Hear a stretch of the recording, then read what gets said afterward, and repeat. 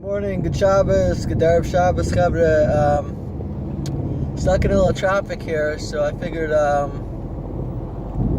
would comment on Mr. Prager's remarks yesterday.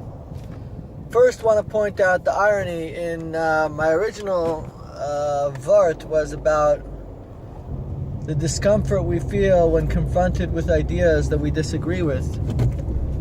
And the irony that the response was, I am aggravated to hear you even speak. So it's a good case study on, how do we deal with when we're confronted with an idea that we believe is ridiculous or we strongly disagree with, and then we feel that discomfort, that tightness in your chest, that anger, at even the sound of it. And it's a great opportunity. It's a teachable moment. It's an opportunity to expand, to soften, to bend. Because one of the great phenomena of our brain is that that we have the capacity for neuroplasticity, which means that our brain is not set. It continues to grow and it can change shapes. So that's why old dogs do actually learn new tricks, because while you're alive, your brain is elastic. So having said that, that feeling that you felt, that feeling of anger, is the dissonance you feel when you hear something that you disagree with. So some people's reaction is to say, oh, that's ridiculous. I cannot allow those ideas and thoughts to be considered. And that's fine. That's a fine response. So you're born with beliefs that your father gives you. You go to school, they say, yeah, that's true. And you never learn. You just go chug along in your life, never challenging anything. And when you do challenge, you're challenging it for the sole purpose of finding information that agrees with you. So the brain remains static. Yeah, you learn a little bit here. If it doesn't add up, it ends with teku, and that's it.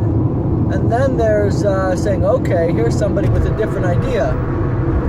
Is there anything I can learn?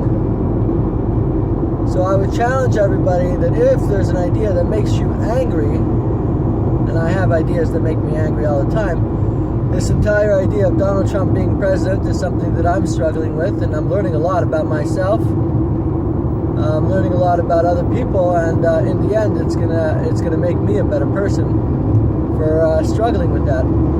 So that's that. There's a lot more to be said, but I always assume that the person I'm speaking with is intelligent. So I would never, as was said here before, tell someone that their brain is empty or that they're stupid.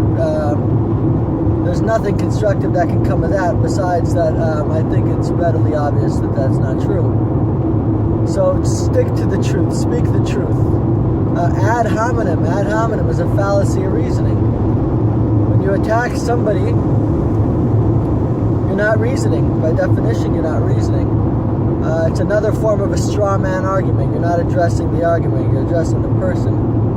And usually you don't really know the person as well as you do, and there's evidence in that comment that you don't, which is cool. I mean, we don't know each other.